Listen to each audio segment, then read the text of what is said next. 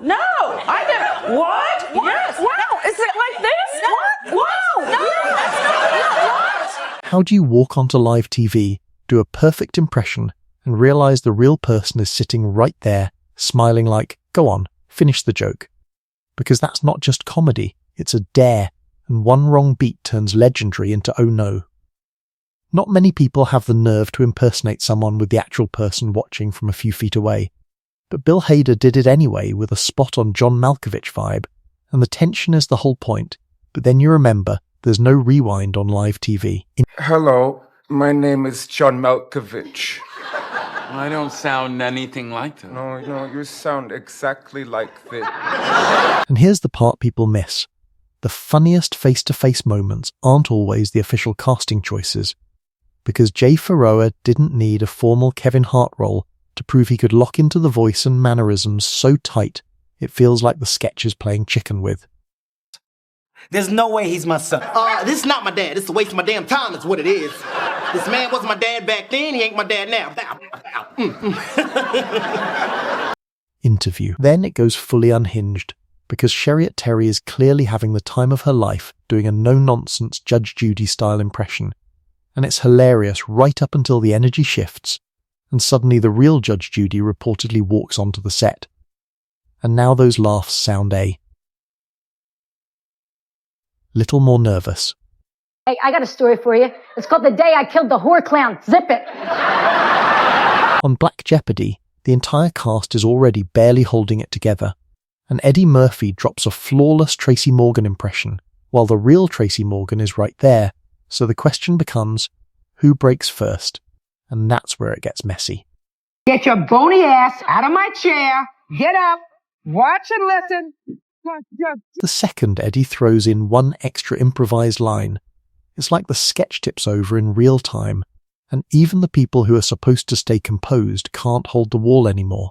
It's a sketch comedy show. It's been on for a long time. What is Showtime at the Apollo? Featuring Sandman Sims. No. Y'all ready for your next act? Let me hear you say yeah. This is not that. Now jump to politics, because impressions hit different when the target is a president, and George H.W. Bush's hand gestures are the kind of thing everyone remembers, so when Dana Carvey cranks them up in front of Bush himself, it becomes this weird test of, is this fair? Or is this brutal? Well, I'm sorry, Mr. President. I think it's a fair impression. Don't see it. You know? It's totally exaggerated. Not me, those crazy hand gestures, the pointing thing, I don't do. And what makes it even better is Bush pushing back like, that's not me, while the impression is basically daring him to admit, okay, maybe a little. And the fact that Nicholas didn't just show up, but actually leaned into the joke and made fun of himself, only made it even funnier. This Nick is calm and stealthy, like a ninja warrior. Whereas this Nick is an exaggerated, screaming psychopath who really just doesn't exist. That's high praise. Then Snill goes in a completely different direction with Nicolas Cage, because they don't just parody him, they split him into polar opposite personalities. And the funniest part is that Cage doesn't just show up, he reportedly leans into the joke like he's in on it. They're so great, my man. But Steve. One version is calm and controlled, the other is an exaggerated screaming maniac, and you can feel the room laughing harder because Cage being there is basically permission to go all the way. Did you see Mel play Hamlet? Shakespeare, come on, huh? And then it flips again, because it's usually Fallon laughing at everyone else. But Family Feud turns into a surprise attack when Justin Timberlake impersonates Fallon right in front of him, hitting the voice and the non-stop movements so clean Fallon can't even hide. That one is two halves of a hoot. Isn't it crazy? We look alike, sound alike, even dress alike. I usually get my suits at Brioni. How about you, Anthony? Men's Warehouse. You can almost see the moment Fallon realizes, wait, that's me. And that's the moment the sketch starts winning the psychological game. Hey, Eric!